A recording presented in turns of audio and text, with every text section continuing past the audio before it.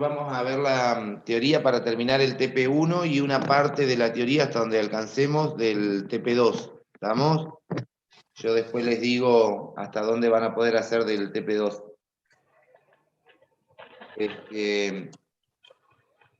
Bueno, lo que vamos a ver hoy es tiro oblicuo o tiro de un proyectil o caída libre también. Y lo que vamos a hacer es necesitar de las integrales, que es la inversa de la derivada que vimos la clase pasada, pero de funciones vectoriales. Y las propiedades que necesitamos son propiedades básicas, que las tenemos incorporadas de funciones reales, así que no vamos a encontrarnos con nada nuevo, ¿sí? Supongamos tener una función vectorial, en este caso puse una función vectorial de R3, lo mismo vale para R2, cuyas componentes son x de t, y de t y z de t. Entonces, la integral de la función vectorial resulta de integrar las funciones componentes.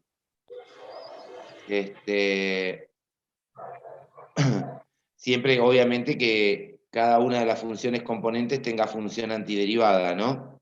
Y lo mismo pasa si queremos hacer una integral definida. La integral definida de una función vectorial es la integral definida de las funciones componentes. Entonces vamos a suponer tener un cierto proyectil de una cierta masa m y nos vamos a poner en el sistema de referencia 0h, o sea, en X nos vamos a posicionar en el lugar de salida, y en Y podría ser una cierta altura h que podría ser 0 en particular o no.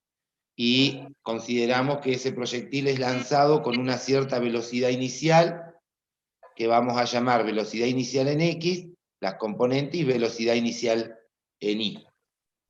Y lo que queremos hacer es encontrar la posición del proyectil a través del tiempo.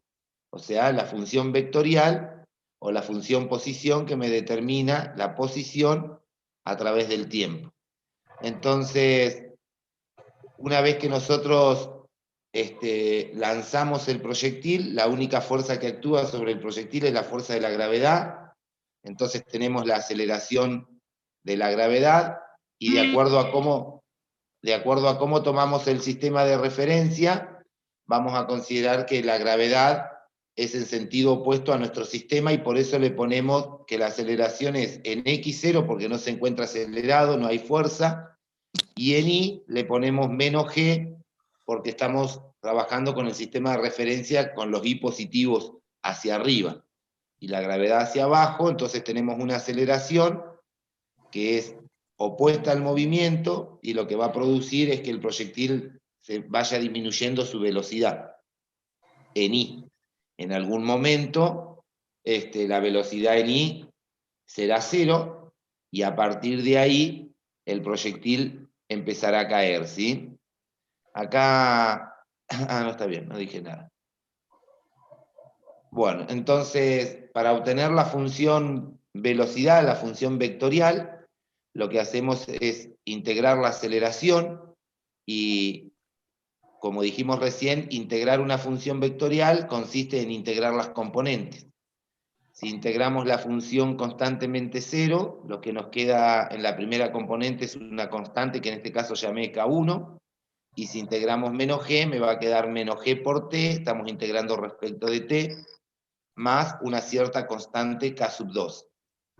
Pero nosotros tenemos cuánto vale la velocidad inicial. Dijimos que la velocidad inicial estaba determinada por v sub 0x y v sub 0y. Entonces, si tenemos la velocidad, cuando reemplazamos t igual a 0 en la velocidad, como componente nos queda k sub 1 y como componente nos queda k sub 2.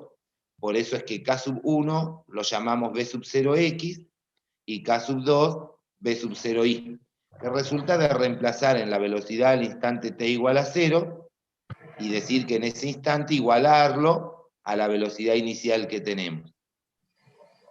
Entonces ahí vamos a tener el vector velocidad determinado. Una vez que nosotros obtenemos el vector velocidad, entonces lo que podemos hacer es mirar y desarmar un poquito el B sub 0x, el B sub 0y, que lo sacamos del triángulo rectángulo que formamos acá en el punto inicial. Si nosotros trazamos una perpendicular acá, vamos a tener que B sub 0x va a ser el coseno de tita, la norma, ¿no?, del B sub 0x, y el B sub 0y va a ser la norma por el seno de tita. Esas son las dos ecuaciones que tenemos acá, y en lugar de poner B sub 0x, lo que hice fue poner eso, la norma de B sub 0 coseno de tita, y la norma de B sub 0 seno de tita, y ahí nos queda la ecuación vectorial de la velocidad. Y si queremos la posición, como la derivada de la posición, la derivada primera es la velocidad, entonces integramos a la velocidad, y una vez que nosotros integremos a la velocidad, entonces vamos a tener la función posición. Nuevamente integramos la primera componente, integramos la segunda componente respecto de t. Observen que acá la norma de B sub 0 coseno de tita, eso es una constante para la integral. Entonces cuando integro respecto de t, me va a quedar multiplicado por t más una cierta constante k sub 3. Y ahora cuando integramos acá tenemos una función que depende de t más una constante. Entonces al integrar, sumando, me queda menos un medio de g por t al cuadrado, y acá nos va a quedar más la norma de B sub 0 seno de tita multiplicado por t más una constante k sub 4. Y el objetivo ahora es determinar quién es k sub 3 y quién es k sub 4. Como esta es la posición, la función posición, y nosotros supusimos que la función posición inicial es 0h, entonces al reemplazar en esta función el instante t igual a 0, lo podríamos igualar a los valores de la función posición inicial. Si t vale 0, lo reemplazo en la primera componente y observen que me queda k sub 3, o sea que k sub 3 tiene que ser igual a 0. De ahí nos va a salir entonces que el k sub 3 es 0. Y si en el instante t igual a 0 lo reemplazamos en la función posición, se nos anula este sumando, se nos anula entonces nos quedó la constante k sub 4. Y k sub 4, que es la segunda componente de nuestro vector, entonces lo tenemos que igualar a h, y por eso nos queda que k sub 4 es h. Y ahora sí tenemos la función posición completa.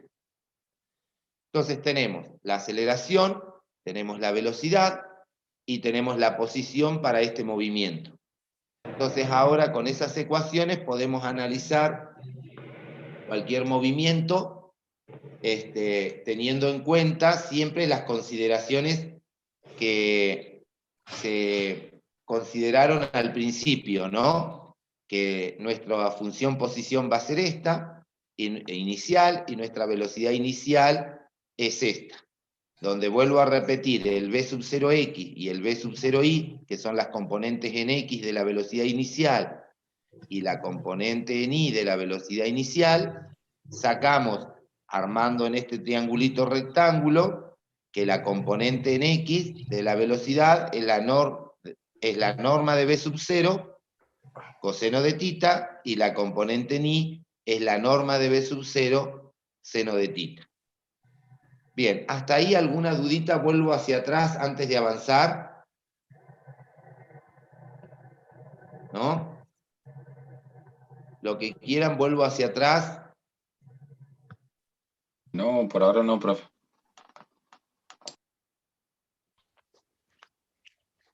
Bueno. Vamos a plantear este ejemplito, vamos a ver cómo funciona, y del movimiento del proyectil nos vamos a situar en determinados instantes, que son los instantes por ahí más importantes o los más indicativos del movimiento, ¿no? Uno siempre va a ser el punto inicial, ese es un instante importante. El otro instante va a ser el punto más alto con respecto a la altura en y, o sea, el mayor recorrido que alcanza en y. En ese instante, a partir de ese instante, la partícula, el proyectil, lo que sea, empieza a descender, entonces ese instante va a ser importante, y también va a ser importante el instante en el que toca el suelo, ¿sí? Como que son los tres momentos más indicativos del movimiento este. Entonces, bueno, supongamos que tenemos este problemita, golpeamos una pelota a 3 pies del suelo con un ángulo de 45 grados, pi sobre 4, respecto de la horizontal, y con una velocidad de 100 pies sobre segundo. Observen que acá la velocidad me están dando la norma de la velocidad, no me están diciendo quién es la velocidad en X inicial, ni la velocidad en Y inicial, sino la norma de la velocidad inicial. Me están diciendo que se golpea a 3 pies del suelo, o sea que la altura inicial va a ser de 3 pies, y que el ángulo del movimiento inicial es de 45 grados.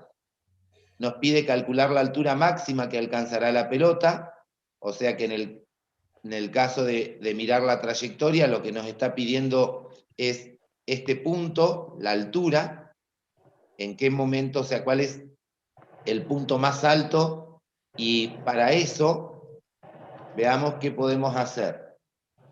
En ese instante, en el instante en el que alcanza la altura más alta, la componente en Y de la velocidad tiene que ser 0, la obligo a que valga 0, porque si no fuese 0 significa que la partícula o el proyectil, lo que sea, tiene velocidad en Y, y si tiene velocidad en Y seguiría subiendo, y como yo quiero el instante en el que es 0, ese es el único instante en el movimiento en el cual la velocidad en Y vale 0.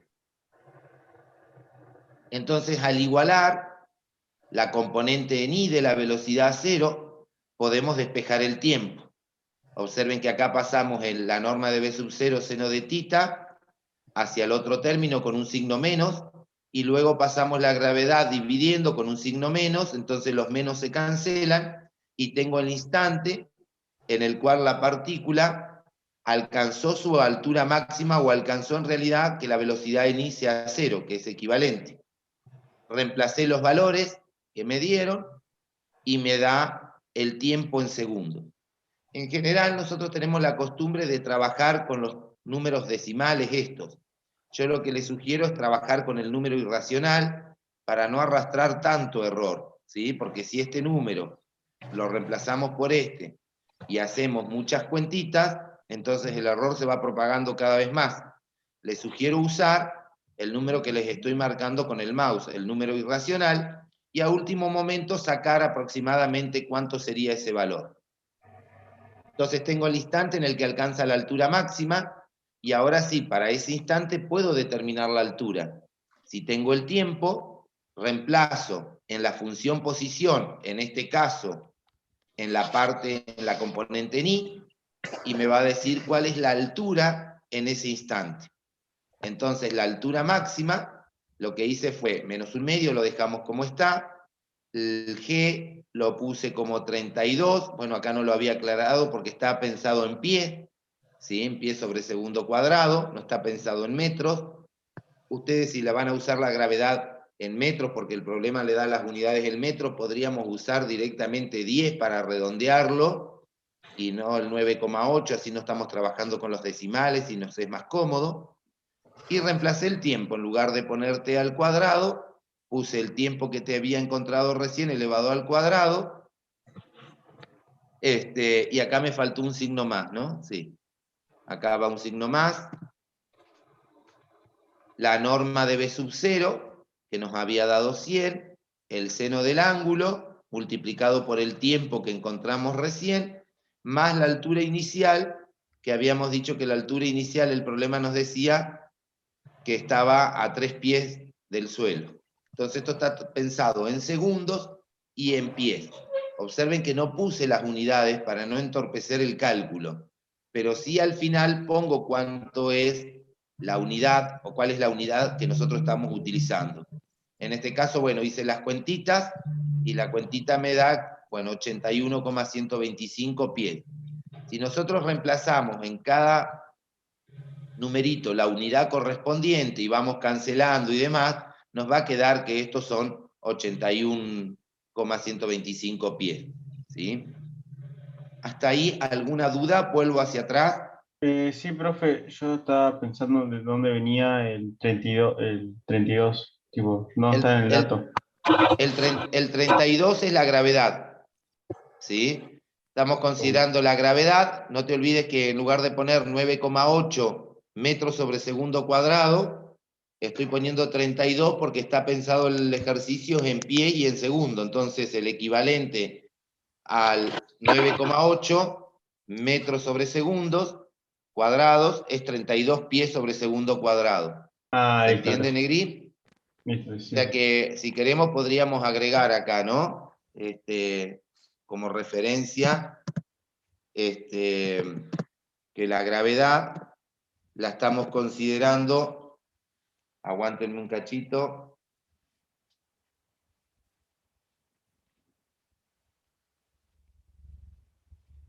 que la estamos considerando 32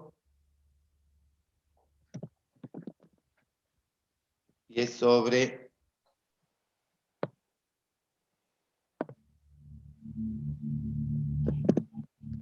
segundos al cuadrado, para que les quede ahí como referencia eso.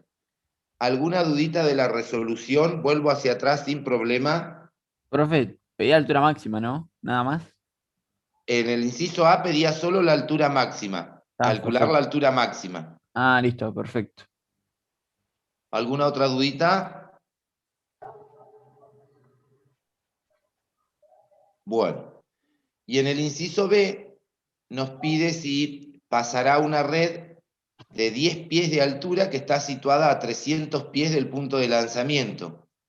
O sea, en nuestro movimiento sería, bueno, me posiciono a 300 pies del punto de lanzamiento horizontal y tengo una altura de 10 metros y la pregunta es si esta pelota va a pasar a la red o va a quedar atrapada en la red.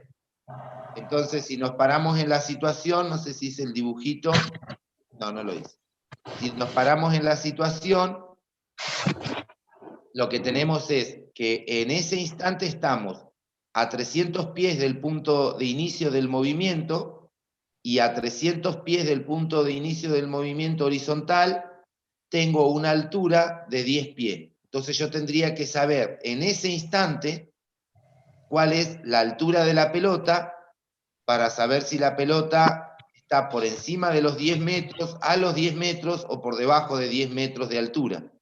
Entonces necesitaría saber el tiempo en el cual la pelota logra horizontalmente estar a 300 pies. Si logramos saber el tiempo en el cual la pelota horizontalmente está a 300 pies, con ese tiempo lo podríamos reemplazar en la posición en I y ver cuál es la posición o cuál es la altura correspondiente a ese tiempo. Entonces, lo que hacemos es eso. Tenemos la función posición y la componente en X de la función posición la igualamos a 300, que es 300 pies. Y de ahí tengo como dato la norma de B sub 0, el ángulo lo tengo, y lo que me queda como incógnita es el tiempo. Entonces puedo despejar el tiempo, me da este numerito. En ese instante lo que logramos es que horizontalmente la partícula esté a 300 pies. Una vez que yo tengo el instante en el cual la partícula está a 300 pies, para ese instante lo que quiero saber es cuál es la posición en I. Entonces reemplazo ese instante en I, entonces tomo la función o la componente en I, la segunda componente de nuestra función vectorial, y reemplazo el tiempo, en lugar de poner t cuadrado, pongo el tiempo hallado, en lugar de poner t, pongo el tiempo hallado, reemplacé el h por 3, reemplacé g por 32, hacemos la cuentita y nos dice que la posición en I es de 15 pies. Si la posición en I es de 15 pies, entonces nos está diciendo que la altura es superior a la altura de la red y por lo tanto la pelota no va a ser atrapada por esa red. ¿Alguna dudita? Vuelvo hacia atrás en lo que necesiten. Yo no. Llegué medio tarde y no sé dónde sacó el ángulo de pi sobre 4. Es dato. Ah, ok. Fíjate que en el problemita, en la situación inicial, pusimos que la pelota se golpea partiendo de 3 metros de altura y desde el suelo con un ángulo de 45 grados. Ah, listo. ¿Estamos? Sí, gracias, profe. De nada, Negrito, 100 pesos. Bueno, regalo 100 pesos. ¿Alguna otra dudita? ¿No? No, profe. Bien, No, por todo. entonces ahora ustedes con esto pueden terminar el trabajo práctico 1. De acá lo que ustedes van a tener en cuenta son las 3 ecuaciones del movimiento, la aceleración, la velocidad y la función posición. Y no es necesario que cada vez que ustedes necesiten hagan el desarrollo de dónde sale cada ecuación. Pueden directamente usar la ecuación y listo. Obviamente sí tienen que tener en cuenta los puntos que le indiqué, ¿no? El punto inicial, el punto más alto, qué pasa en el punto inicial, qué pasa en el punto más alto y qué pasa en el punto cuando la pelota toca el piso. Entonces, a partir de esos 3 puntos, van a poder trabajar y armar seguramente lo que los problemas nos pidan siempre que estemos trabajando con esos puntos. Si no, si estamos trabajando con otro punto, bueno, habrá que saber el instante en que nos interesa analizar el movimiento. ¿Sí? Bien, si no hay dudas sobre eso, entonces vamos a ir a la segunda parte. Disculpe, profe. Sí, Negrito, decime.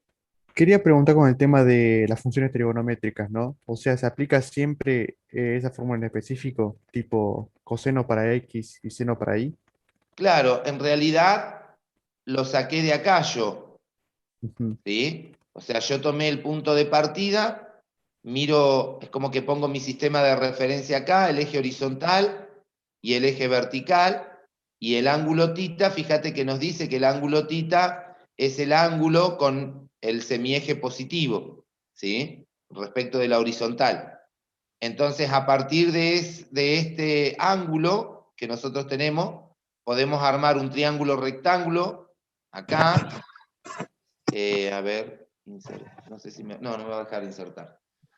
Podríamos armar un triángulo rectángulo acá y con eso, con ese triángulo rectángulo y el ángulo tita, pensar quién es la componente en X y quién es la componente en Y. Y de ahí te va a salir que la velocidad en X es esto y que la velocidad en Y es este término que está acá. Y eso va a ser siempre igual por el triángulo rectángulo. Salvo que el problema te dé otro ángulo. Si te diera el ángulo con la vertical, bueno, van a cambiar las ecuaciones, habrá que armarlas, ¿no? O bien trabajar con el complemento del ángulo y usar estas ecuaciones como uno quiera. Pero No, claro, yo rara vez preguntaba te por van a eso. dar la componente con la vertical. No sé, creo que en el práctico, pero no recuerdo cómo está enunciado, tienen al revés, en lugar de tirar una pelota, que una pelota cae sobre el tejado. Entonces, como va resbalando sobre el tejado, puede que te den el ángulo con respecto a la vertical, pero si te dan ese ángulo, si te dan este angulito, entonces por complemento tengo este ángulo y puedo trabajar con estas ecuaciones tranquilamente. Para venir a eso nomás. Muchas gracias. Bueno, ¿alguna otra dudita, chicos? ¿No? No, profe. Bueno, la idea de la parte que vamos a ver, voy a cortar acá, esperen un cachito.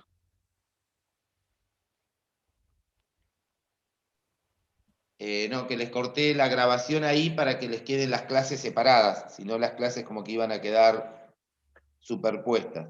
Lo que voy a hacer es salir y volver a entrar, ¿sí? Así no quedan los videos uno pegado al otro. ¿Estamos, chicos? Una partecita que en realidad la vamos a arrastrar toda la materia, pero pero en el medio tenemos una parte que es un poquito tediosa, molesta, y luego continuamos tipo análisis 1. Lo que se va a ver es, por un lado, el concepto de función, que para ustedes no es nuevo, pero trabajar con funciones de 2 variables, no funciones de una variable real, implica todo un análisis tal como vimos en análisis 1, mirar continuidad, mirar derivadas, mirar diferenciabilidad, regla de la cadena, hallar extremos de funciones integrales, que es la última parte. O sea que a partir de acá tenemos que llevar todo encadenado para poder tener conceptualmente claro lo que vamos haciendo. Y en general nos perdemos de la parte principal, de qué es una función y de qué es una superficie. Entonces, este apunte está destinado a eso, ¿no? Una cosa son las funciones y otra cosa son las superficies. Lo que pasa es que las superficies pueden ser funciones o no. Y además, hay una relación en esto, que uno puede tener 2 superficies, esas superficies intersectarse en un conjunto de puntos, y si esas superficies se intersectan en un conjunto de puntos, determinan una curva, pero en el espacio, no en el plano. Entonces, el aspecto general de esta sección es la idea de superficie, como caso particular, que va a ser lo útil, van a ser las funciones, y además, como aplicación, yo les decía a ustedes que tener una curva en el espacio es difícil de encontrar una ecuación paramétrica o una ecuación vectorial que represente a esa curva. Entonces, en muchas ocasiones es más sencillo a la curva tenerla representada no como función vectorial, sino como intersección de superficies. Y a partir de la intersección de superficies, si resultan ser amigables, poder armar cuál es la ecuación vectorial. Por ejemplo, ¿a qué me refiero con superficie? Imagínate por un ratito que tenés una esfera o que tenés una naranja centrada, ¿no? En el sistema de coordenadas, en el 0, 0, 0. La superficie, primero, que es la cáscara, no es el interior, no es el sólido. Hablamos de superficie al conjunto de puntos que determinan la cáscara de la naranja. Ahora, si vos mirás la cáscara esa de la naranja o la naranja hueca, esa superficie vive en R3, o sea, su dibujo está en R3, pero los elementos, por decirlo de alguna manera, cosa que ahora voy a hacer la observación, del dominio estarían en R2. Pero cuando hablamos de dominio tenemos que hablar de funciones, y resulta que esta cáscara de una naranja no es una función, porque para un XY, si ustedes se posicionan, van a tener 2 imágenes, entonces no es función. En cambio, si en lugar de tener la cáscara de la naranja, vos la cortaras a la naranja a la mitad, te queda la cáscara de arriba, o el casquete superior, o la semiesfera superior, como lo quieran llamar, entonces ahora sí esa superficie termina siendo función, que ahora vamos a ver conceptualmente cómo definimos todas las cosas. Y si es función, tenemos que hablar de un dominio. Y además de eso, en el medio ya metí lo que necesitaba. Tengo una superficie que es la cáscara de la naranja y la corté con un plano. Si la corto con el plano z igual a 0 o el plano xy, me va a quedar la semiesfera superior y la semiesfera inferior. Pero la intersección me va a quedar una elipse, o en particular podría ser una circunferencia. Entonces ahí tengo una curva en el espacio planteada como intersección de superficies, la superficie esfera y la superficie, el plano XY o el plano Z igual a 0. Entonces ahí está todo lo que yo les decía al principio. Parto de una superficie y hay que ver si esa superficie es función o no, y además esa superficie podría servirme para escribir la ecuación de una curva que yo quiero representar, pero a partir de ella intersectada con otra superficie.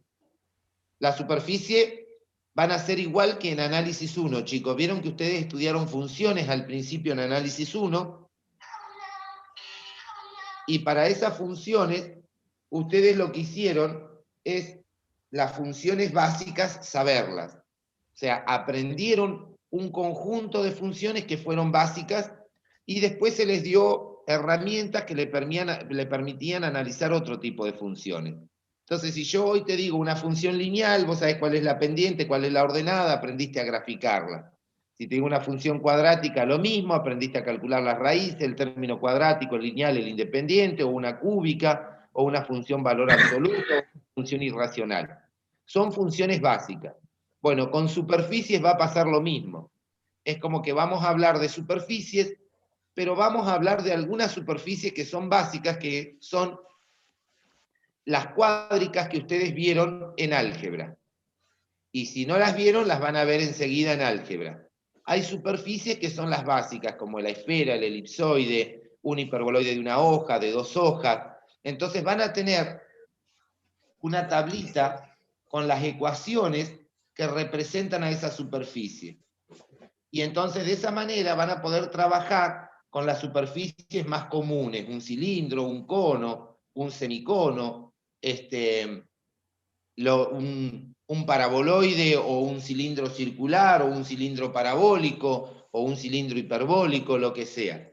Entonces van a tener, así como identificaron en análisis 1 un conjunto de funciones básicas, vamos a identificar o vamos a dar por sabido un conjunto de superficies. ¿Qué es sabido? Bueno, tener cuál es la ecuación de la superficie y cuál es su gráfica, y de esas no se dudan. Pero de todas maneras, vamos a dar herramientas para aprender, por lo menos a estudiar algunas superficies. Y esas herramientas van a lo largo de toda la materia. Nosotros vamos a empezar con las más básicas de esas herramientas. Ver, bueno, me diste una superficie, ver cómo puedo empezar a trabajar y a analizar esa superficie. Luego terminaremos igual que en análisis 1, si esa superficie llega a ser función, terminamos integrando esas funciones, ¿sí? Arrancamos con la definición de función, sea de un conjunto de pares ordenados, o sea que estamos trabajando en el plano, generalmente lo llamamos XY, y si a cada par ordenado XY del dominio le corresponde un único valor, que es la imagen a través de F para ese XY, entonces se dice que la función, o que F, es función de X y de Y. Y si eso lo puedo definir para un conjunto de puntos, ese conjunto de puntos es el que vamos a llamar dominio de la función, y el conjunto de valores que se obtienen a través de F se van a llamar imagen de esa función. Quiero hacer una observación acá. En general, usamos como elementos del dominio XY, pero tranquilamente, si ustedes piensan una superficie, lo mismo que pasaba en análisis 1, podría pasar que sea función de X y de Y o que sea función de otras variables. Nosotros vamos a tener 3 variables: la variable X, la variable Y que definen el plano XY, y una variable vertical que en general la llamamos Z. Entonces, cuando la función o la relación o la superficie es función de X y de Y, en general lo que escribimos es que Z es función de X e Y. La tercera variable es la que depende de las variables X e Y. Aguántenme un cachito. Aguántenme un segundito.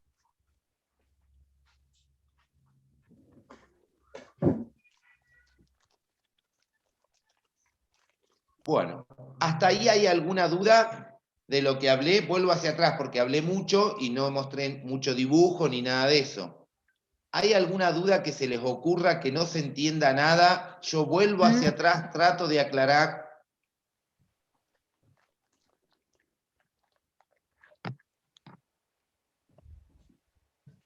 Bueno, Profe, Profe, a mí, entonces, hola. sí, está bien.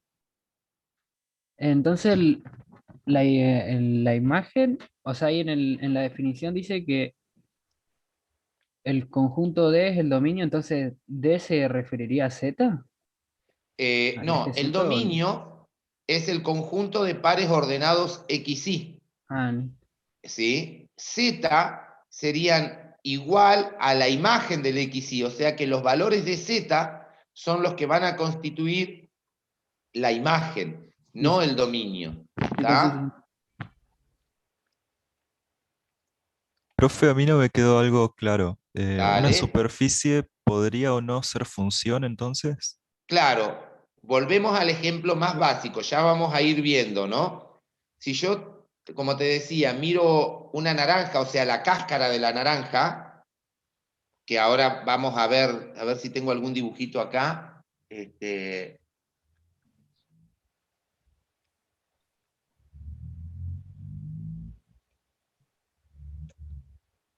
Acá, por ejemplo.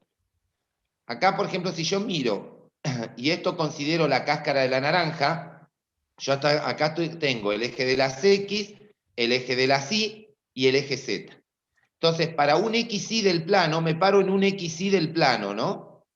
Entonces, para ese XY del plano, vas a tener una imagen en la cáscara de arriba y una imagen en la cáscara de abajo. Entonces, esa superficie, más allá de que es una esfera, no es función. Pero si yo a esa superficie la considero la mitad por un lado, por ejemplo, supongamos que esto es como una pelota de rugby y la mitad, ¿no? Pero supongamos que es la esfera. Entonces me paro en un XY y voy a tener solo imagen arriba, no voy a tener más imagen abajo. Entonces la superficie en sí no es función, pero uno puede a esa superficie dividirla en dos funciones, ¿sí? Una que me indique la cáscara de arriba y otra que me indique la cáscara de abajo. ¿Se entiende, chicos? O sea que la naranja entera no es función, pero si cortamos la naranja sí. Exacto, exacto. No es función, la naranja entera no va a ser función, porque si yo miro los XY y me paro en un punto XY, entonces puedo ver que hay un punto en la cáscara de la naranja arriba correspondiente a ese XY y un punto en la naranja abajo. Es como cuando tenés una Sería, circunferencia. sería como que el punto XY no tome dos valores diferentes, ¿no? Claro, el punto XY para ser función debe tener, por el concepto de función, una única imagen, no puede tener dos. ¿Está? Entonces, si yo me paro en un XY y veo que tiene una imagen por arriba y tiene una imagen abajo, en realidad esa superficie que estoy mirando deja de ser función. Sí, sí, es la misma definición que al principio. Profe, siempre Sí. hablando que Z es la imagen, ¿no es cierto? Claro, por eso escribimos, ¿vieron cuando ustedes en análisis 1 escriben I igual a f de x? Cuando Sí. ustedes escriben que profe. I es igual a f de x, dicen que I es función de x o que I es la imagen de x. Los elementos x constituyen el dominio para los cuales esté definida la expresión y los elementos y, que son resultado de aplicarle a los x la f, constituyen la imagen. Bueno, acá hacemos lo mismo, pero para funciones de dos variables. Como yo tengo los z, los x y los y, entonces voy a decir que z es función de x y de y. Lo que pasa que puede pasar como en análisis 1. Podría pasar que y no sea función de x, pero sí x de y. Bueno, acá también podría ser que el y sea función de z y de x. En general, llamamos x e y a las variables independientes y z a la variable que depende de x y de y. Claro, y todo depende con qué plano lo corte, ¿no, profe? O sea, no con todos los cortes va a ser función. Claro, todo va a depender del dibujo que uno tenga, de la superficie que uno tenga y de los planos en los cuales esté considerando quién es función de quién. ¿Sí? O sea, yo tengo 3 ejes coordenados para definir el espacio y tengo un gráfico en el espacio, una cáscara, ¿sí? Que podría ser una sábana, toda doblada, ondulada, quebrada, con agujeros, con rajaduras, lo que sea. Y ahí uno después va a analizar si z es función de x y de y, o si y es función de x y de z, eso va a depender de cómo se dé el gráfico y ver lo que se quiera analizar. Lo que yo digo es, el apunte está armado considerando que z es la variable que depende de x y de y, pero tranquilamente podría ser que y sea la variable que dependa de x y de z. ¿Alguna otra dudita? Vuelvo hacia atrás sin problema. No, profe. Bien, entonces ahora lo que voy a tratar es de volcar todo lo que hablamos, todo lo que está en el aire, a distintos ejemplos. Pero los ejemplos, igual que en análisis 1, chicos, primero hay que aprender a determinar una formulita o una ecuación o una expresión, como lo quieran llamar, para qué valores tiene sentido, para qué valores está bien definida. Y luego habrá que aprender, en el mejor de los casos, a graficar a esa superficie o aprender a graficar a esa función. Entonces, en este caso me dan una expresión, z igual a x al cuadrado más y cuadrado. Entonces, fíjense cómo miramos. Z es el resultado de x al cuadrado sumarle y al cuadrado. Entonces, si z es el resultado, z está dependiendo de x y de y. Lo que no sé es si es función o no. Bueno, en principio uno puede ver que cualquiera sea el valor de x y cualquiera sea el valor de y, existirá un único valor llamado z, que es el resultado de sumar los cuadrados de los valores de x y de y. Entonces uno ya puede determinar que esta expresión representa una función. Porque dado un valor de x, y si me das un valor de y, no puede ser que cuando los eleve al cuadrado y los sume, obtenga dos valores de z. Entonces me está diciendo que para cada xy que uno tiene, obtenemos un único valor de z. Y sí, estaríamos diciendo que z es la variable que depende, en este caso, de las variables x e y. ¿Se entendió lo que dije hasta ahí? Vuelvo hacia atrás sin problema, porque no tengo problema en volver, ¿sí? Así que pregunten todo lo que sea necesario. ¿Lo vuelve a repetir una vez más, profe? Sí, lo que yo decía acá es que yo tengo esta expresión o esta ecuación, z igual a x al cuadrado más y cuadrado. Entonces lo que digo es que z es el resultado de sumar los cuadrados de x y el cuadrado de y. Entonces yo digo, dame un x, lo elevo al cuadrado. Dame un y, lo elevo al cuadrado, después lo sumo. ¿Cuántos valores vas a tener como resultado? Si me das un x, por ejemplo el 0, me das un y, por ejemplo el 1, elevo el 0 al cuadrado, me da 0. Elevo el y al cuadrado, me va a dar 1. Y ahora lo sumo y me dio 1. La pregunta es, ¿cuántos valores de z obtuve como resultado de hacer esa cuenta? ¿Hay dos posibilidades para z? ¿Z en algún momento va a tomar dos valores? No.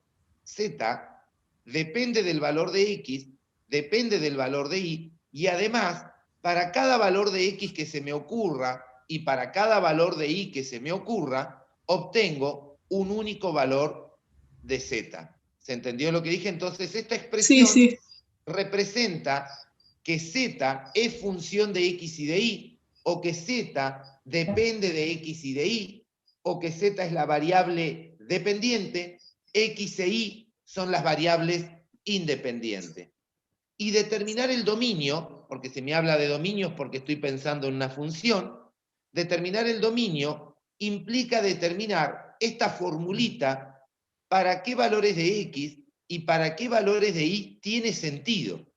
En este caso, cualquiera sea el valor de x lo voy a poder elevar al cuadrado, cualquiera sea el valor de y lo voy a poder elevar al cuadrado. Entonces el dominio digo que es cualquier par ordenado, o sea, todo R2. Profe. Y en este caso se dice que z es una función polinómica de x y de y, una función polinómica de dos variables. ¿Se entendió lo que dije? Vuelvo hacia atrás en lo que necesiten. Profe, entonces si yo, por ejemplo, tuviera dos valores, o sea, si me dieran dos valores en Z, eso ya no sería una función y No ahí sería una tendríamos función. como que, entre comillas, cortar la figura. Eso va a depender del ejercicio que vos tengas. Puede que esa expresión que no es función te pidan convertirla o en función, entonces te quedarás con una parte de esa superficie para trabajar con esa parte que te interesa. Como les decía recién, si vos estás trabajando con la cáscara de una naranja y no me interesa la naranja completa, porque me interesa nada más que la parte de arriba, entonces no me hago problema. Tiro la naranja, me quedo con la mitad de la naranja, que ya vamos a ver qué significa hacer eso, cómo se hace, y me quedo con un pedazo de naranja que sí es función y sí será aplicable a alguna de las herramientas que vamos a ver desde el lado del análisis. ¿Está? Pero no necesariamente siempre que no sea función tendrás que convertirlo en una función o no. Eso va a depender de qué estás haciendo y para qué lo querés hacer. ¿Se entiende? Sí, profe, muchas gracias. Profe, Sí, te escucho. ¿se me escucha ahí? Ahí te escucho, Agustín. Entonces, y para sacar el dominio, ¿tendría que hacer la intersección del dominio de X y el dominio de Y? En realidad, X no hablé de dominio e Y no hablé de dominio. X e Y son tus variables independientes. En todo caso, lo que vos me estás queriendo decir es tengo que ver para qué valores de X tiene sentido y para qué valores de Y tiene sentido. Y con eso vas a armar los pares ordenados XY. O sea, De hecho, los valores de X para los cuales tiene sentido y los valores de Y para los cuales tiene sentido una expresión, ¿sí? Son conjuntos diferentes, entonces no los tenés que intersectar. Son conjuntos diferentes, no es el común de los dos. Sí hay que mirar simultáneamente qué valores de X dejan bien definida la función y qué valores de Y dejan bien definida la función o a la expresión. Bien definida me refiero a que puedas hacer el cálculo. ¿Sí? Profe, Sí. si hubiese, por Sí, sí. ejemplo, hubiese habido un raíz de X, serían los Claro. puntos en el plano, ¿no? Los Sí, puntos sí. en el plano me van a dar un valor de Z. ¿Qué punto del plano me Exacto. dan ese valor? Sería ese dominio. Exacto. Pero cuando vos digas, por ejemplo, como decía recién Agustín, si vos tenés Z igual a la raíz de X por Y, entonces como tenés la raíz de X por Y, por ejemplo, el X no puede ser negativo, Estamos el en el Y, primer cuadrante. Los puntos claro, del o los cuadrante. dos negativos. Esa sería la otra opción. O sea, o el primer El cuadrante primero y el tercero. y el tercero. Y los ejes también. ¿Me entendés? Entonces esa función que después se va a graficar, estaría graficada arriba del primer cuadrante, incluyendo los ejes, o bien en el tercer cuadrante arriba estarían las imágenes, digamos. ¿Sí? Entonces uno que mira, ¿para qué valores de X tiene sentido? ¿Para qué valores de Y tiene sentido una expresión si es que la estamos mirando como función? Puede que no necesites mirarla como función, vuelvo a hacer la aclaración. ¿Y por qué podría ser que no necesite mirarla como función? Porque quizás simplemente esté mirando la superficie para intersectarla con otra y hablar de una curva. Entonces estoy escribiendo a la curva como intersección de superficies que podrían no necesariamente ser funciones. Bien.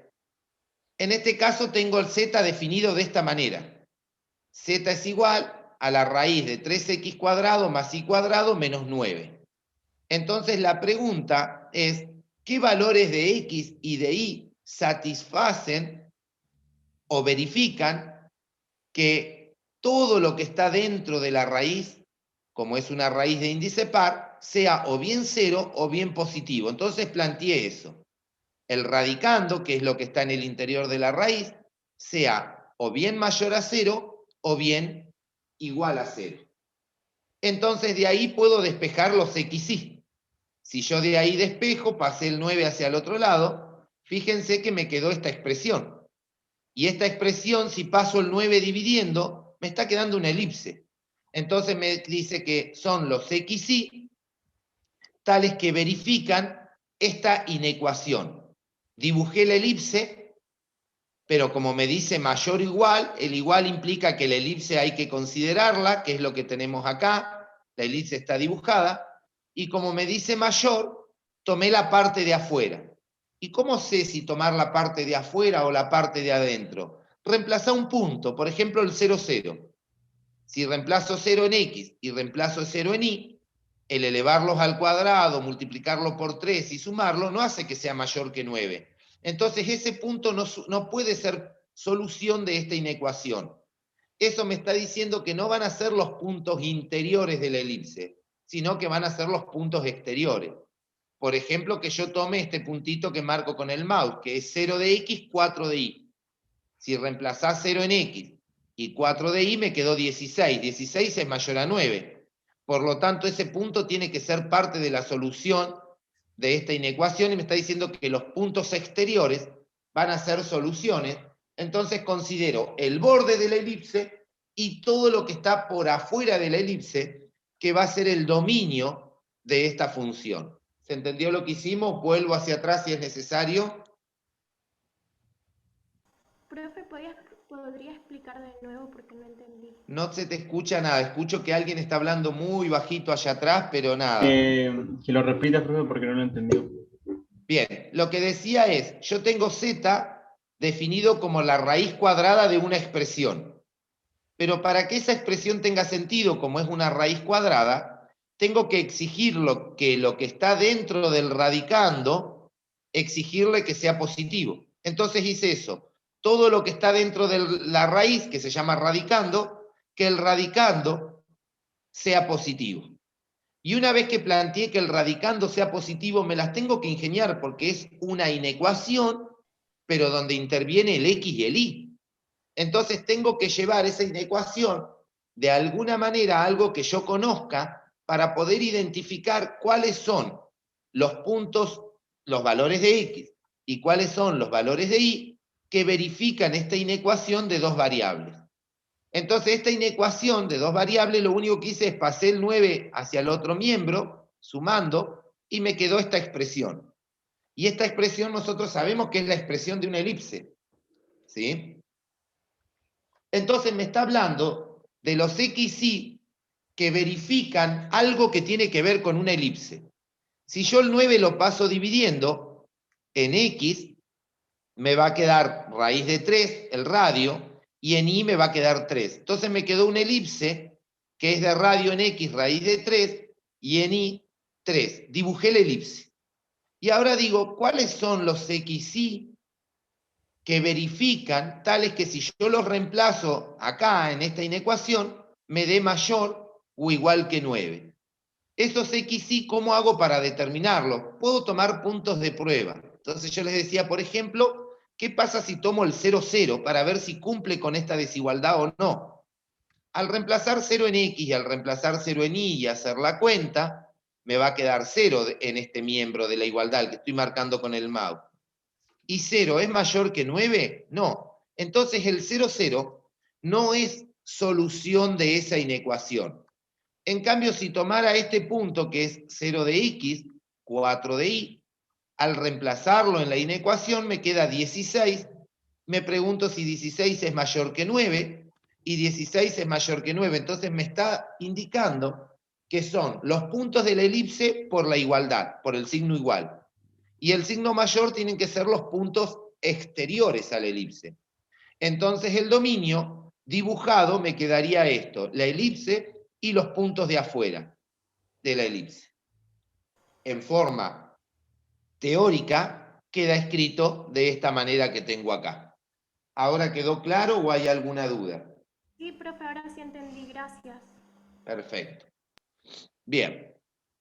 Bueno, acá hay algunos errorcitos que fui marcando.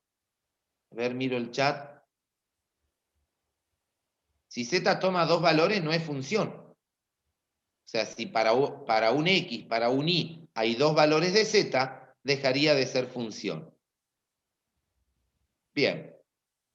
En este caso, es diferente, ¿sí? Planteamos una función que depende de tres variables, de X, de Y y de Z.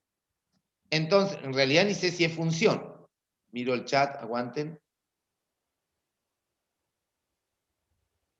Bien. Entonces, lo que tenemos es una expresión que depende de 3 variables.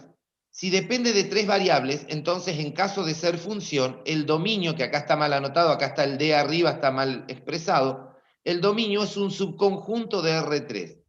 Lo que hago es exigir, como hay una raíz cuadrada, lo mismo de recién. Exigir que el radicando sea mayor o igual que 0. ¿Y eso qué significa que el radicando sea mayor o igual que 0? Despejando de acá, nos queda esta expresión. Y esta expresión es la expresión de una cuádrica que ustedes desde álgebra saben que si esa representa una esfera de radio 3. Entonces me dice que para que esta expresión tenga sentido, entonces es equivalente a que mires esta esfera y me está diciendo que son los puntos de la esfera y los puntos que son menores o iguales a la esfera.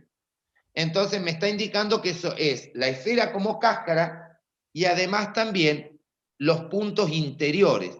O sea, ahora sí es la naranja compacta, maciza, la cáscara más el interior, sería el dominio de esta expresión, pero que la ampliamos una variable. Ahora ya no es de 2 variables, sino que es de 3, de X, de Y, de Z. Y el dominio son puntos del espacio que lo constituyen la esfera y su interior.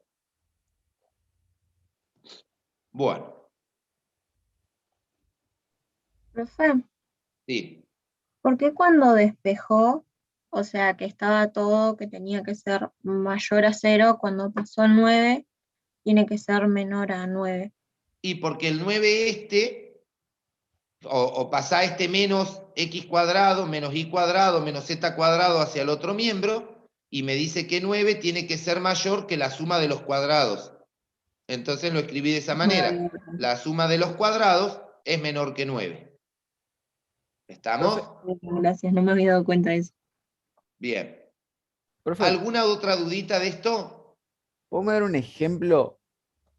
No, por poner uno yo, profe, que sea, por ejemplo, así, que sea uno medio parecido al que dije hoy recién, que era raíz de x más y cuadrado. ¿Ahí cómo hallas el dominio?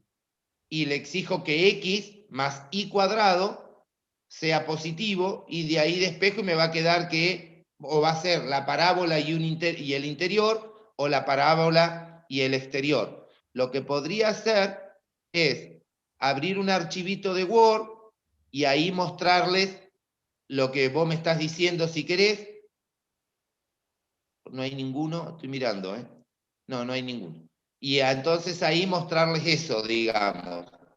¿Sí? Vamos a hacer una cosita. Me quedo con el ejemplito que me decís, voy a abrir un archivito de Word y lo que voy a hacer es a ese archivito, después de última se lo adjunto acá como un complemento, porque encima esto está escrito en látex. Este apunte no lo hice yo y al estar escrito en látex yo no lo puedo modificar. Pero sí se les puedo agregar, como les decía, si hay cositas que quiero agregar, les puedo poner alguna observación o algo cuando lo suba, de algún ejemplo que se agregó o lo que sea, para que ustedes tengan más completo el apunte. ¿Está? Vamos a cortar 10 minutitos, ¿sí? Y vuelvo acá con el ejemplo de ustedes y a partir de ahí ya sería otro temita. ¿Está? Corto acá, volvemos en 10 minutitos, ¿sí, chicos? Dale, profe. Dale, profe. Acá. Entonces, voy a retomar. ¿Sí? Se lo escucha muy fuerte. No sé si se puede alejar del micrófono o bajarlo. ¿Ahí se escucha mejor? No. ¿No? Bueno, pero le bajo un poco. Lo mismo que la otra vez, profe. Debe ser eso. ¿Ahí cómo se escucha? ¿Estamos igual? Sí, escuchando igual. Está bien, profe.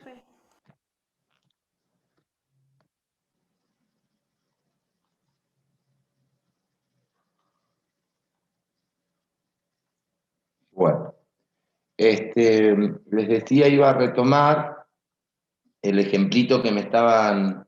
Se ve la pantalla, ¿no? Un archivito de Word. Sí, se Se ve. ve bien. Bueno, entonces vamos a retomar el ejemplito que me decían, así trato de aclarar algo. Supongamos que z es igual a la raíz de y menos x al cuadrado. Entonces, en principio, si z es igual a la raíz de y menos x al cuadrado, entonces observemos que esta expresión es función, ¿sí? Para cada valor de x y para cada valor de y va a existir un único valor z que resulta de hacer la raíz cuadrada de y menos x al cuadrado. O sea, no es posible encontrar un x y un y tal que cuando lo reemplace en esta formulita obtenga dos valores de z. Entonces la pregunta, o sea que esta expresión determina que z es función de x y de y. O sea, z es función de x e y. Entonces, z es la variable que depende de x y de y. X e y son las variables independientes. Si x e y son las variables independientes, lo que uno puede preguntarse es para qué valores de x e y, para qué valores de x e y la expresión queda bien definida.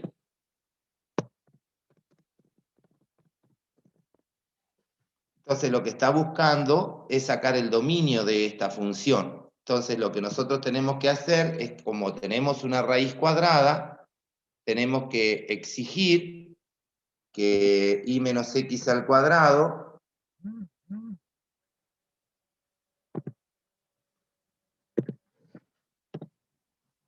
es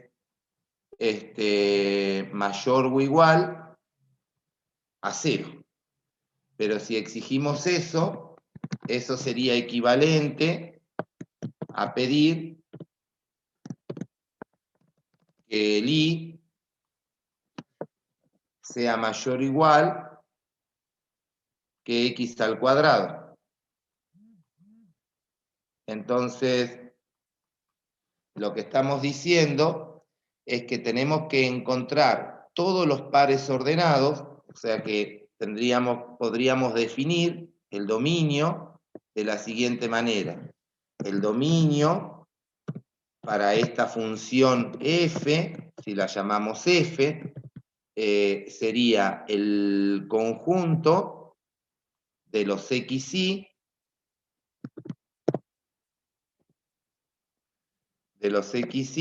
pertenecientes a R2, pertenecientes a R2, o sea que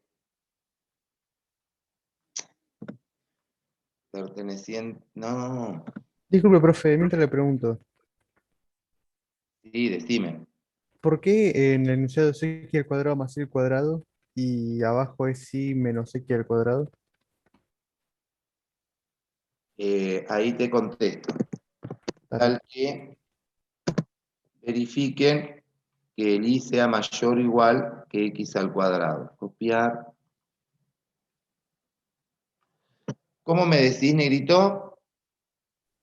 Porque en el enunciado dice que z es igual a raíz cuadrada de x al cuadrado más y al cuadrado y después...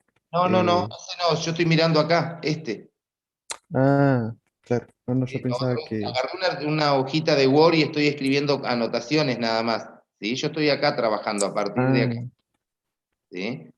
Si querés, lo está bien, está sacamos bien. de hoja para que no confunda, pero no es eso lo que estoy haciendo. Ah, ¿Sí? Estoy perfecto, acá. eso no. Gracias. Entonces, lo que yo necesito es encontrar los xy tal que verifican estos puntos. Entonces, ¿qué voy a hacer? Voy a buscar primero los xy tal que verifiquen la igualdad. Si verifican la igualdad, entonces voy a tener ahí una parábola.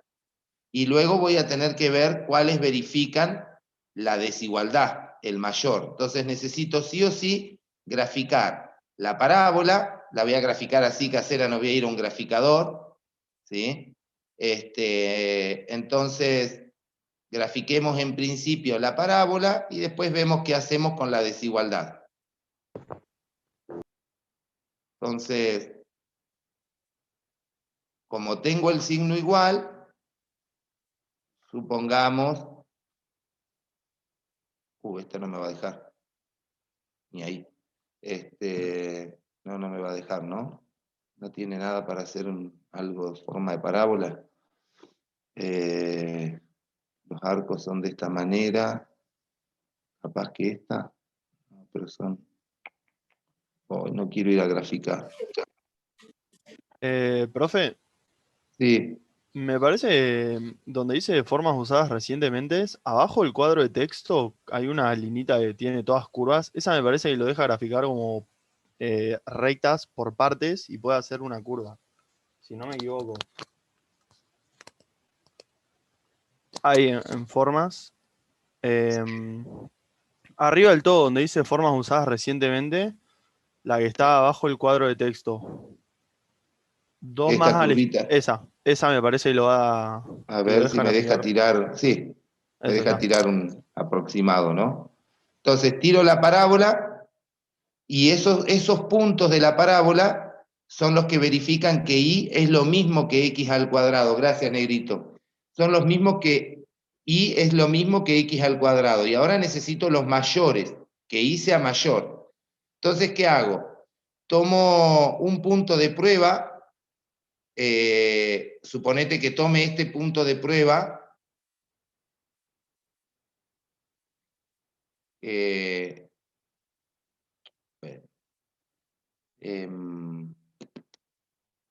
Supongamos que tomo acá un puntito de prueba. Si yo tomo ese puntito de prueba, el y vale 0 y el x vale algo. Pero si el y vale 0 y el x vale algo, ponele que sea 2, entonces no es cierto que 0 sea mayor que 2 al cuadrado. Entonces este punto no es punto solución de esta inecuación. En cambio, si yo tomo este puntito, por ejemplo este de acá, entonces este puntito es al revés. El que vale 0 es x y el que vale 2, ponele, es y.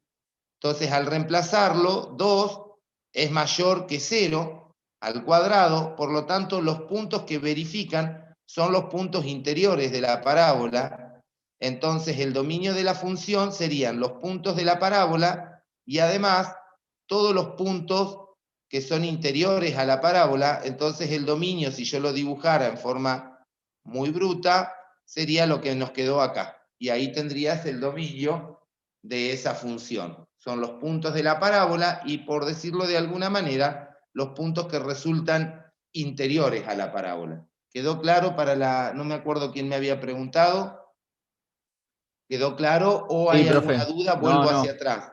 Ahí está, ahora sí. ¿Sí? Bien. Vuelvo entonces al apunte nuestro. Acá. Bueno, acá hay propiedades de funciones, o sea, qué significa sumar, qué significa multiplicar, cosas que nosotros ya sabemos, y qué significa componer. Bueno, y ahora lo que voy a hacer es darle la primera partecita. La pregunta que uno se podría hacer es, ¿cómo hacemos para graficar funciones? O superficies, no importa. En realidad, para graficar funciones o superficies, primero nos vamos a basar en las cuádricas básicas, en las cuádricas de álgebra. O sea que yo tengo que tener la hojita con las ecuaciones y el gráfico correspondiente. El paraboloide, la esfera, el cono, un semicono, el hiperboloide de una hoja, de 2 hojas, la silla de montar. Esas gráficas son las gráficas que vamos a considerar clásicas y básicas. O sea que yo tengo que tener esa ayuda, cosa que si me aparece una ecuación de las que están ahí, yo no tengo que andar haciendo nada, yo me copio el gráfico y listo. Eso por un lado. Ahora, ¿qué pasa si me tocan ecuaciones que no están ahí, ¿cómo puedo empezar a graficar superficies o graficar funciones? En el caso particular de que sea una función. Entonces nos vamos a agarrar de hacer analíticamente y a su vez imaginarnos geométricamente lo siguiente. Tengo a la superficie y la voy a empezar a intersectar con planos. En principio planos. Entonces esas intersecciones me van a permitir armar un mapa de curvas. Algunos se llamarán curvas de nivel y otros se van a llamar trazas. Y ese mapa de curvas, cuando yo voy a ir intersectando, me van a permitir quizás no graficar, pero sí describir el comportamiento de esa superficie que podría llegar a ser una función. Entonces la idea es, ¿cómo hago para tener idea del comportamiento de una superficie que podría llegar a ser función o no? Entonces, la primera herramienta que vamos a utilizar es esto de trabajar con las trazas y las curvas de nivel. Y con esas trazas y con esas curvas de nivel vamos a armar mapas que se llaman mapas de relieve o de contorno. Y entonces, luego con esos mapas podemos tener medianamente el comportamiento de esa superficie como es. Para eso, lo que tenemos que hacer es definir a qué le vamos a llamar traza y a qué le vamos a llamar curvas de nivel. Entonces, a ver cómo está armado acá. Acá tenemos las curvas de nivel. Profe, Sí, ¿va a grabar? sí, estoy grabando. Ah, no me aparece por eso. Ah, no, me equivoqué. Sí, reanudar grabación. No, ahí está. Gracias, Negrita, discúlpame. Entonces, les decía que necesitamos, por un lado, saber cómo se definen las trazas y cómo se definen las curvas de nivel, para poder armar esos mapas que se llaman de contornos o de relieve. Entonces, la idea es la siguiente. El apunte está armado al revés. Primero está hecho el ejemplo y después está definido, por eso me voy a la definición primero, ¿no? Las curvas de nivel de una función, pero esto es de una función de dos variables, son las curvas cuyas ecuaciones tienen esta forma. O sea, si yo tenía que z es función de x y de y, lo que voy a hacer es darle valores a z, dejar valores de z fijos, y con eso eliminar la variable que era la variable dependiente, y me va a quedar una ecuación de dos variables, y si es una ecuación de dos variables, entonces me van a quedar curvas. Entonces, darle valores a z, tienen que imaginarse lo siguiente, chicos. Si yo tengo una superficie y le doy valores a z igual a 0, z igual a 1, z igual a 2, son planos. Z igual a 0 es un plano, z igual a 1 es otro plano, planos constantes. Voy a intersectar analíticamente a la superficie, en este caso a la función, porque se llaman curvas de nivel. Cuando le das valores a z y z es función de x y de y, se llaman curvas de nivel. Y con esas curvas de nivel que se obtienen en distintos niveles según la altura que uno tiene, va a poder descifrar qué pasa. Entonces observen este dibujo que tenemos acá, por ejemplo. Si yo trazo el plano z igual a 0, la intersección va a ser la curva que queda justo en el piso. Va a ser esa elipse.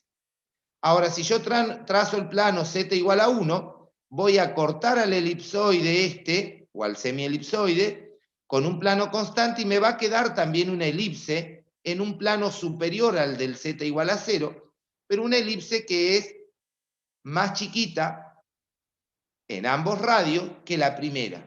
Si trazo z igual a 2, me va a quedar otra vez otra elipse, pero más chiquita. Si el z es muy grande, no lo va a cortar. Entonces me está diciendo para qué valores de z esa función tiene sentido.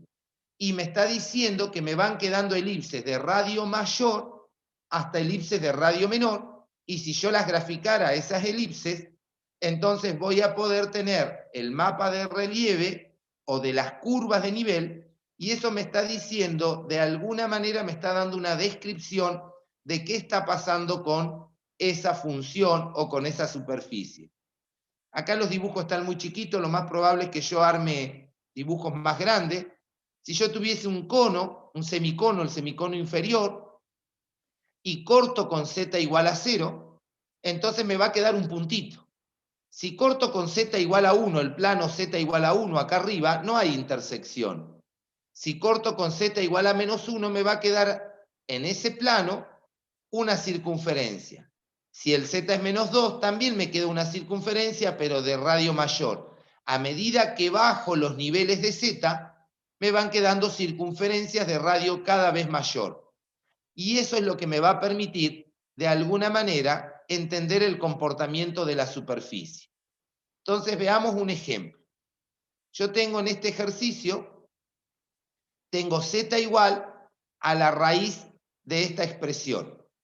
Entonces, si yo paso la raíz como cuadrado, me va a quedar que z cuadrado es esta expresión. Y de ahí, despejando, me queda esta expresión. Y esta expresión, si yo voy a esa tablita que les decía a ustedes de las cuádricas clásicas, es la ecuación de un elipsoide completo. Esta ecuación. Pero si yo tengo en cuenta que me dijeron que z es el resultado de una raíz, o sea que z es positivo, entonces no es un elipsoide completo, sino que es el semielipsoide, la parte superior del semielipsoide. Y entonces dibujemos nada más que la parte superior del elipsoide. En este caso, la superficie, por ser una superficie conocida, no le tracé las curvas de nivel. Directamente fui a esa tablita, me figura en esa tablita cuál es la ecuación, me figura en esa tablita cuál es el dibujo, y lo que hago es dibujarla de acuerdo al 4, al 16 y a este otro 16, que son los radios del elipsoide, y lo tengo sujeto a la consideración que a mí me dieron, que z es mayor o igual que 0, y me quedo con el semielipsoide. Y no tuve que andar haciendo cuentas ni curvas de nivel. Si me dieran esta superficie, entonces lo primero que voy a hacer es lo mismo que hice en el ejemplo anterior. Che, ¿será una superficie conocida? Entonces me voy a la tabla esa de las cuádricas.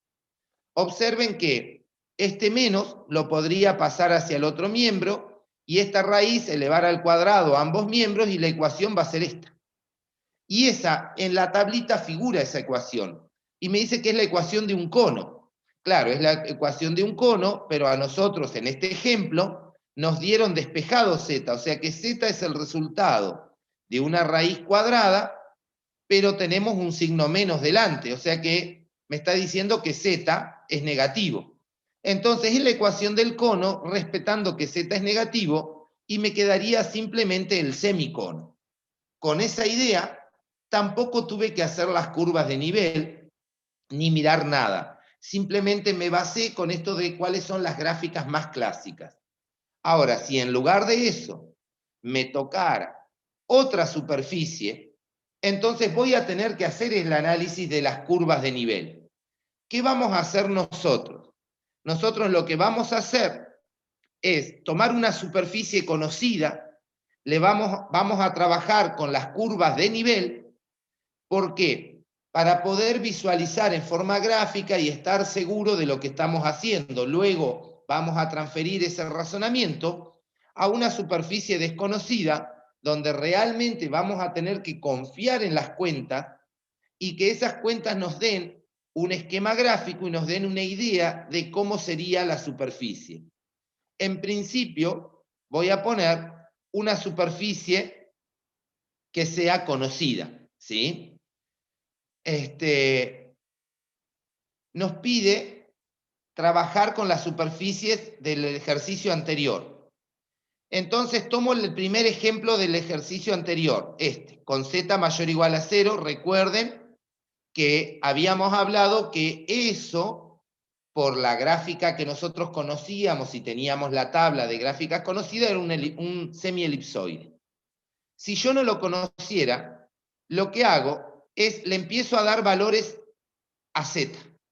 A z le voy a dar valores. Entonces, fíjense, voy a decir, z le voy a dar un cierto valor k. entonces puse que z es una constante, considerando que la constante tiene sentido solo mientras que sea positiva. Porque si a z le doy valores negativos, me queda que un valor negativo es el resultado de una raíz cuadrada y no tendría sentido. Entonces le digo, bueno, z va a tomar un valor constante, pero siempre que sea positivo. Puse el valor constante, despejé, hice todo un jueguito y me quedó esta expresión que está acá. Y esa expresión, observen que es lo mismo que la expresión de una elipse, donde este sería nuestro radio, porque este lo paso dividiendo, me queda un 1 en este lado de la igualdad, y me quedarían estas expresiones debajo de x cuadrado, debajo de y cuadrado, siempre que la expresión sea positiva, porque es el resultado de la suma de cuadrados, y entonces me dice que si yo le pongo valores constantes a z, siempre quedan elipses. Bueno, quedan elipses, entonces es lo que nosotros estábamos visualizando al conocer la gráfica acá. Si trazo con z igual a 0 me queda una elipse, con z igual a 1 una elipse que cambian los radios, para z igual a 2 una elipse que cambian los radios, pero si z es muy grande, la intersección es vacía. Eso la cuenta también lo tiene que decir, y lo dice, porque fíjense que le di valores a z, valor constante lo llamé k, un cierto valor, pero ese 16 menos k cuadrado le tengo que exigir que sea positivo. Y eso implica que el k esté entre 0 y 4. Entonces, este valor k que yo le di constante a z, tiene sentido mientras esté entre 0 y 4. Si me voy al dibujo, cosa que lo conocemos, si no lo conociera, todo lo tengo que hacer en forma analítica y descifrar desde la cuenta que está pasando, me dice que para intersectar tiene sentido que z valga 0 o z valga cualquier valor entre 0 y 4, y cualquiera sea el valor entre 0 y 4 inclusive, me van a quedar elipses de radio cada vez más chiquito hasta que z valga 4. Cuando z vale 4, me va a quedar simplemente un punto. Si eso no lo logro ver en forma genérica, como lo hice yo acá de una, entonces lo puedo hacer por partes. ¿Ven? Digo, ¿qué pasa si vale 0? Si k vale 0, entonces me va a quedar reemplazando en esta expresión, si k vale 0 me quedó 4 de x al cuadrado más y cuadrado igual a 16. Paso el 16 dividiendo y me quedó esta elipse. Si k vale 3, hago la misma cuenta, reemplazo allá, paso dividiendo y me quedó esta elipse. Si k vale 2, esta elipse. Si k valiera 4, me va a quedar 16 acá. 16 menos 16 es 0, entonces me queda que el x y el y valen 0, por lo tanto me quedaría ese puntito. Y acá dibujé las elipses. Y en las elipses, en el mapa de relieve, o donde dibujamos las curvas de nivel, entonces dibujé para cada valor de k la elipse que iba teniendo. Y ahora me deja leer lo siguiente. Si z se va agrandando, las elipses, la primera elipse es la más grande. Luego agrando z, obtengo una elipse más chica. Luego agrando z, la elipse más chiquita, hasta llegar a un punto. Y a partir de ese punto, si z se agranda, no hay intersección. Entonces me dice que es algo que es como una montaña, va hacia arriba. Entonces tengo idea de cuál es el comportamiento de esta función que naturalmente coincide con el elipsoide que nosotros teníamos. ¿Alguna duda? Vuelvo hacia atrás. Vuelvo hacia atrás en lo que necesiten.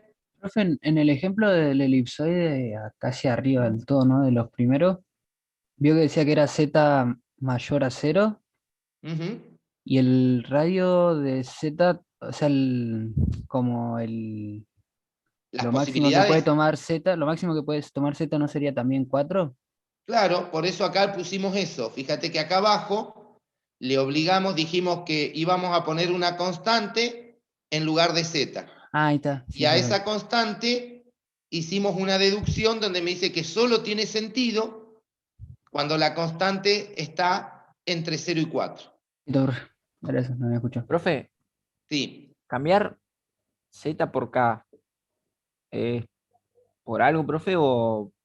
Z es el nombre de la variable que depende de X y de Y. Perfecto, sí. Cuando vos a Z le decís que es una constante, entonces estás diciendo Z vale 2, Z vale 3, Z vale 0. Entonces estás pensando en el plano constante y eso que estoy haciendo acá es la intersección entre la superficie y el plano constante. Perfecto. Entonces, ¿tiene sentido escribirlo? Sí. Y esa intersección son elipses. Eso es lo que me está diciendo. O sea, claro, tendremos que aclarar que trabajamos con constante. ¿Cómo? Que lo tendríamos que aclarar. No es que vamos y Claro, hay trabajamos que directamente con Z. aclararlo. Hay que aclararlo porque lo que vos, no es lo mismo poner Z que poner Z igual a K. Una vez que vos pusiste Z, que Z es K, que es lo que hice acá yo, entonces estás pensando en planos constantes y lo estás igualando a este valor de Z, o sea, lo estás igualando con la superficie. Entonces estás haciendo analíticamente la intersección entre ese plano y esa superficie, que en este caso, por ser supuestamente una conocida, es un elipsoide.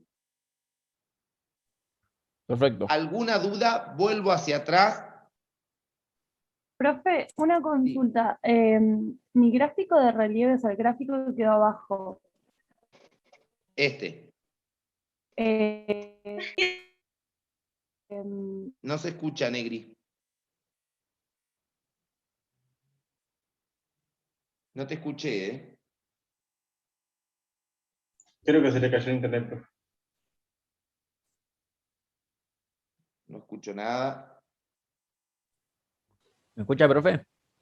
Ahí sí te escucho a vos, a la chica no la escucho. Ah, no, me parece que se le cayó internet a la chica. Ah. No se escuchó más. Bueno, díganme si hay otra dudita, vuelvo hacia atrás.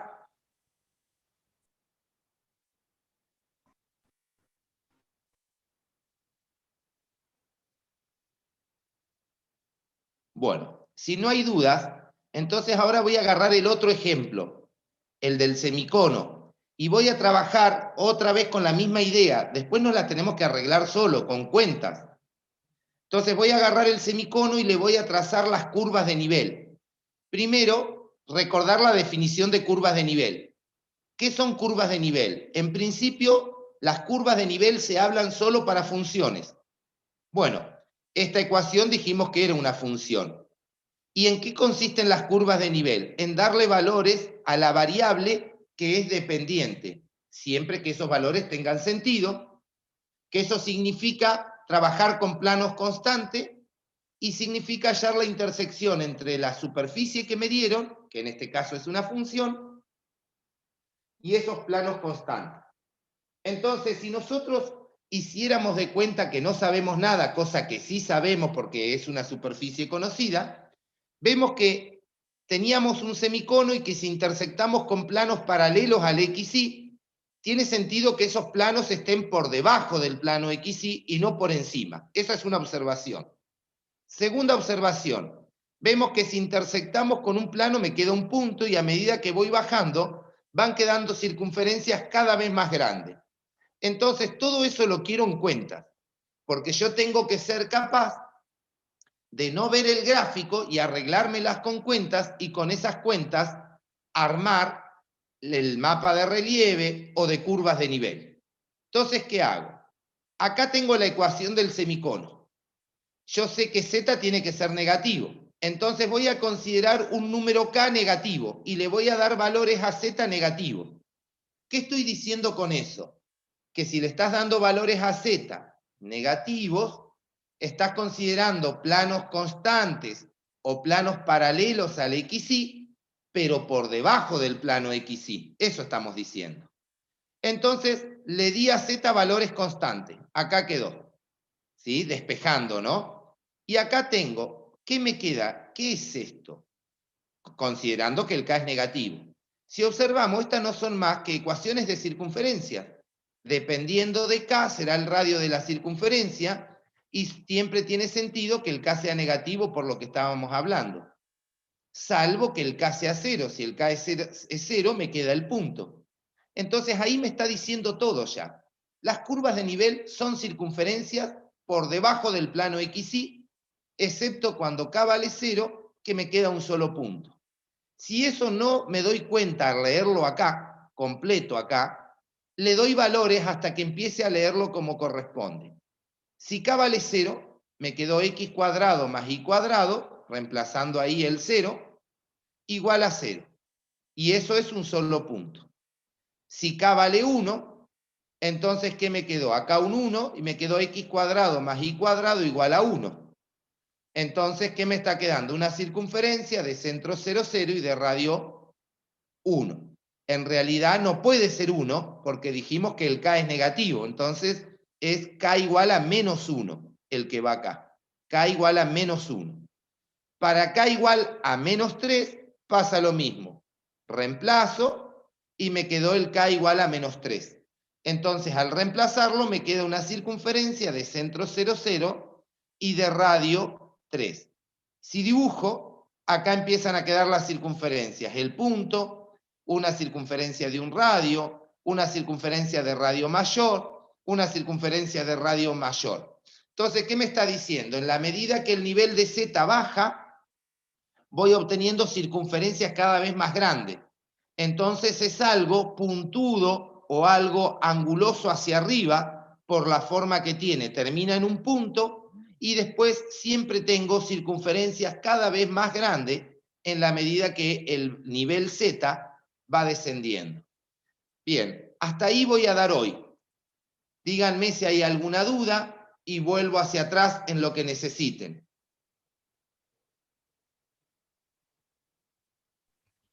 Profe, yo creo que no. Cualquier cosa, después cuando suba la punta me lo pondré a leer de nuevo, profe, y... ¿Cómo?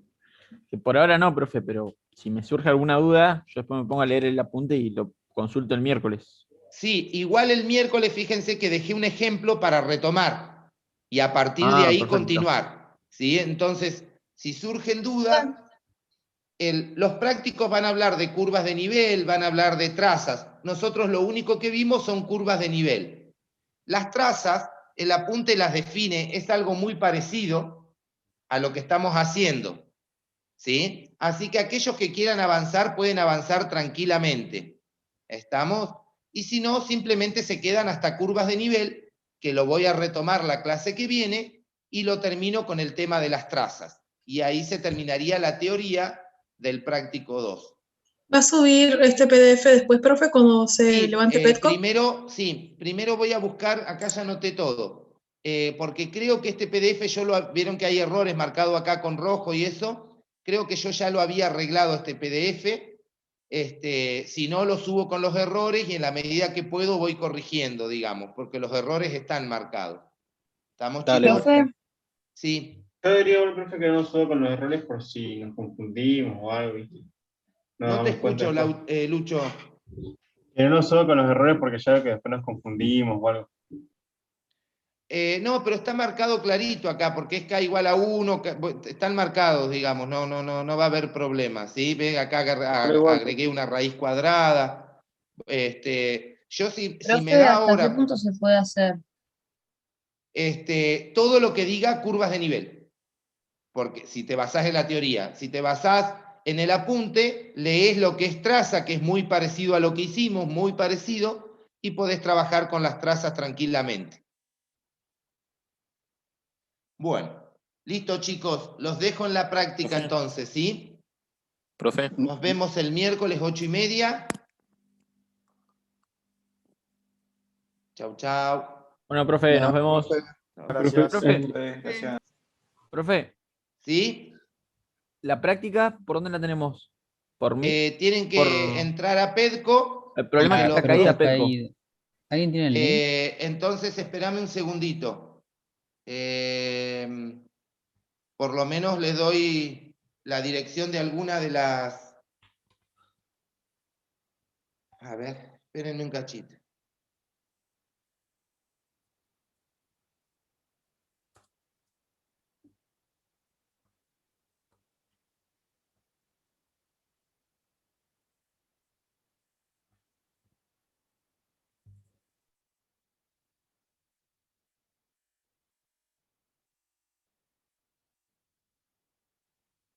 Hola chicos, les hago una consulta, buen día.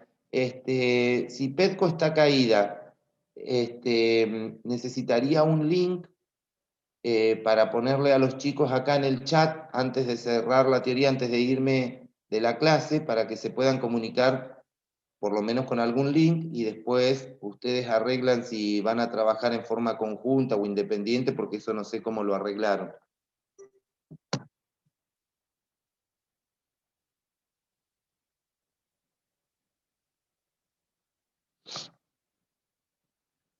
Espérenme un segundito, chicos, que ahí mandé un audio.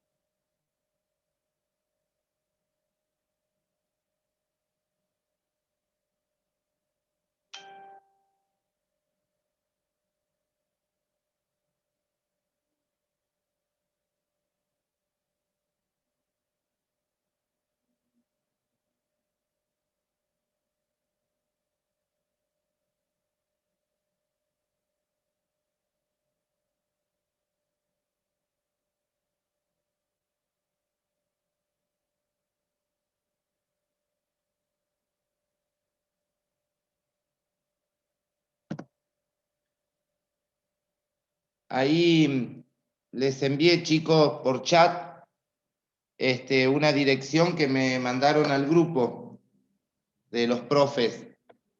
¿Me están escuchando? Sí. Sí, profe. Bien. Entonces les dejo esa dirección. Ustedes ahí la pueden copiar. ¿Por Discord, profe? Nos vemos, chicos. Saludos. Muchas gracias, profe. Gracias, profe.